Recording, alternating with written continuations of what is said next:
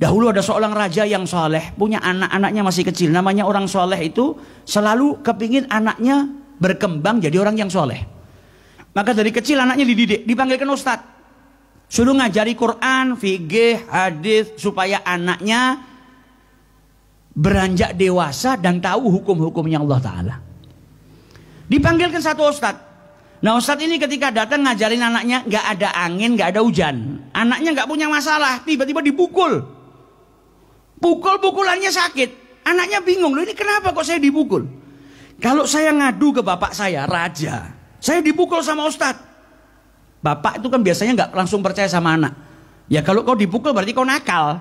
Malah saya nanti malah dipukul sama bapak saya lagi. Malah dimarahi. Tapi kalau nggak ngadu, anaknya dendam. Nggak salah, nggak apa kok dipukul.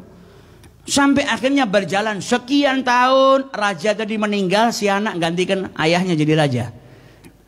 Ketika anak tadi jadi raja, yang pertama kali dilakukan apa? Dia panggil ajudannya, guru ngaji saya dulu waktu saya masih kecil, yang mukul saya panggil bawa ke sini. Ternyata sekian tahun lamanya gak hilang rasa sakit hati dan dendamnya. Di bawah gurunya sudah tua. Maka muridnya tadi, anak raja tadi yang saat itu jadi raja, dia tanya, kenapa dulu kau tiba-tiba mukul saya?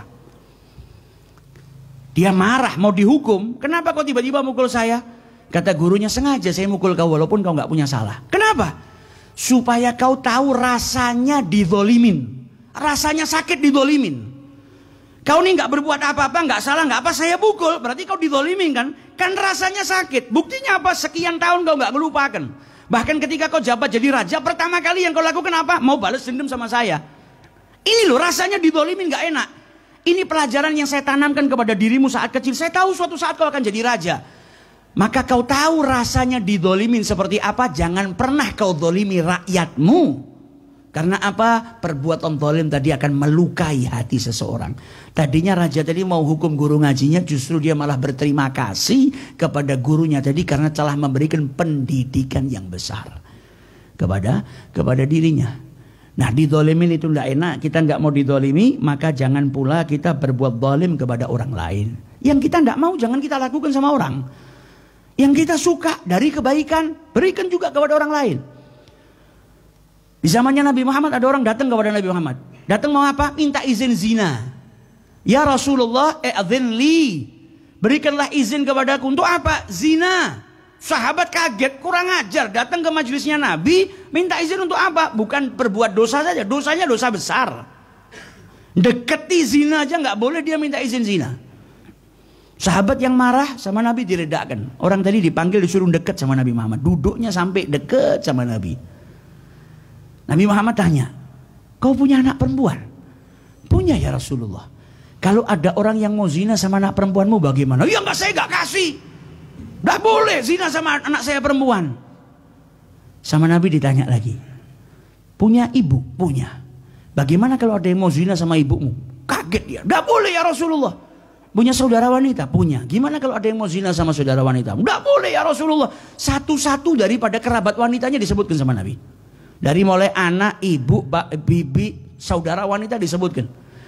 Setelah disebutkan semua, Nabi Muhammad bilang, begitu juga dengan wanita yang kau zinai. Bisa jadi dia putri seseorang yang bapaknya nggak mau anaknya dizinain sama seperti kau. Bisa jadi perempuan yang kau ajak zina ibunya seseorang di mana anaknya nggak rela ibunya diajak zina, sebagaimana kau nggak rela ada orang yang berzina dengan ibumu. Bisa jadi dia saudara wanitanya seseorang, bibinya seseorang. Kenapa kau disebutkan sama Nabi semua satu persatu? Karena bisa jadi kalau orang itu datang, Nabi cuma nyebutkan kau punya anak perempuan, nggak punya ya Rasulullah, selesai, nggak bisa ada perbandingan. Maka satu-satu sama Nabi disebutkan. Dan ini nasihat buat kita. Ketika kita mau berbuat buruk kepada orang lain, walaupun kita nggak punya anak, kita punya ibu, kita nggak mau ibu kita diperlakukan seperti itu. Kita punya saudara wanita, atau kita punya bibi, atau kita punya kerabat yang lain. Dakwahnya Nabi. Karena orang yang dikuasai sama nafsu, dikuasai sama syahwat, itu hilang kesadarannya. Agilnya hilang.